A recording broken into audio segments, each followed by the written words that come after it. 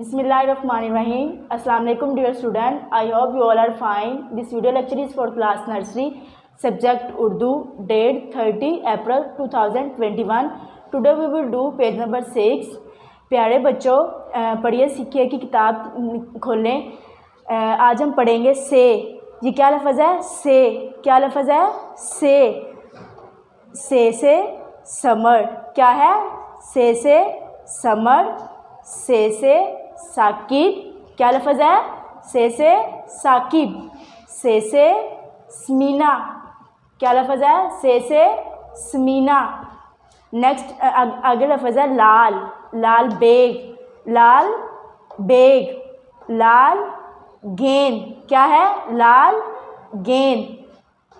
लाल जूते. क्या लफ्ज़ है? लाल जूते. लाल फूल. क्या है? लाल फूल. लाल कमीज़. क्या है? लाल कमीज़. हम दोबारा पढ़ेंगे एक दफ़ा. से समर. से साकिब. से समीना. लाल बेग.